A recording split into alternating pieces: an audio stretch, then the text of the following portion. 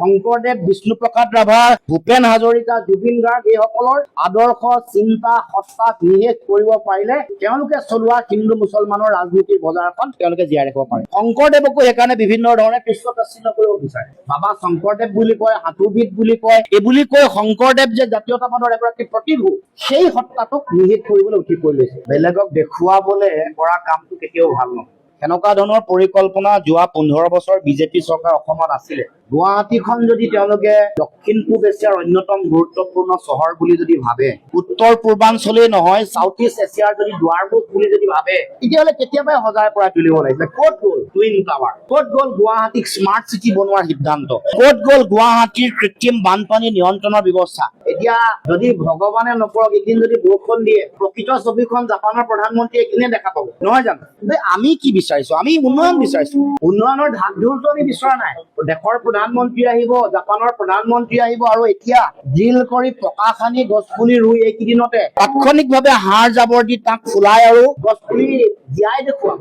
এইটো ফুপুলা চৰিত্ৰ। এইটোৱে চৰকাৰখনৰ প্ৰকৃত স্বৰূপটো দেখুৱাইছে। এইটো প্ৰকৃত চৰিত্ৰ। এইটো এদিন জাপানৰ প্ৰধানমন্ত্ৰী দেশৰ প্ৰধানমন্ত্ৰীক দেখুওৱা স্বৰূপ নহয়। এই যে জুবিনদাৰ যিখন ফটো মচি দিয়া হৈছে, তাৰমানে এইটো বিক্ষিপ্ত ঘটনা বুলি ভাবিলে নহ'ব।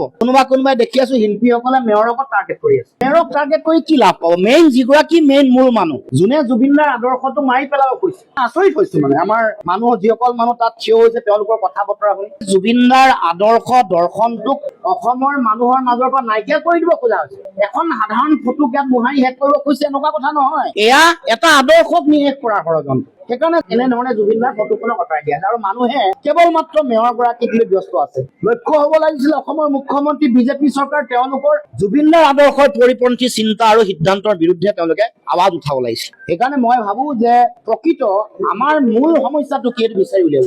মূল সমস্যাটো যেতিয়ালৈকে অসমৰ জনগণে, সাধাৰণ ৰাইজে যেতিয়ালৈকে বিচাৰি উলিয়াব নোৱাৰিব, গছ, ডাল, পাত আৰু ফুলৰ ফুলৰ লগত লাগি থাকিব। গছৰ গুৰি আৰু শিপা, ক'ত শিপাটো সমস্যাটো বিচাৰি উলিয়াব লাগিব। যেতিয়া জুবিনদাৰ আদৰ্শৰ লগত দ্বন্দ্ব আৰু সংঘাত হৈছে, সেই সময়ত নিৰ্বাচনৰ সময়ত প্ৰতিগৰাকী মানুহে এটা ৰোল প্লে কৰিব লাগিছে। তেওঁলোকে সমাজৰ কাৰণে এটা দৃষ্টিভংগী লৈ এটা ৰোল প্লে কৰি ৰাইজক, জনগণক বাট দেখুৱাব লাগিছে। সেই বাট তেতিয়া ৰাইজে কোনো নেদেখুৱালে, আৰু সেইকাৰণে তাৰ ফলতে সেই সময়ত নিৰ্বাচনৰ সময়ত বা অসমৰ সংকটৰ সময়ত এতিয়া মাটি লৈ আছে, সেই সময়ত সঠিক, শুদ্ধ আৰু সাহসী সিদ্ধান্ত ল'ব নোৱাৰাৰ কাৰণে এনেধৰণে অসমৰ জাতীয় জীৱনৰ এই চিন্তা, আদৰ্শ বা এনেকুৱা মহান শিল্পী বা মহান ব্যক্তিসকলক বিভিন্ন সময়ত আক্ৰমণ কৰা হৈছে। শংকৰদেৱকো সেইকাৰণে বিভিন্ন ধৰণে কৃষ্ণতাচ্ছিল্য কৰিব বিচাৰে। বাবা শংকৰদেৱ বুলি কয়, সাধুবিদ বুলি কয়, এই বুলি কৈ শংকৰদেৱ যে জাতীয়তাবাদৰ এগৰাকী প্ৰতিভূ, সেই সত্তাটোক নিষেধ কৰিবলৈ উঠি পৰি লৈছে। শংকৰদেৱ, বিষ্ণুপ্ৰসাদ ৰাভা, ভূপেন হাজৰিকা, জুবিন গাৰ্গ এইসকলৰ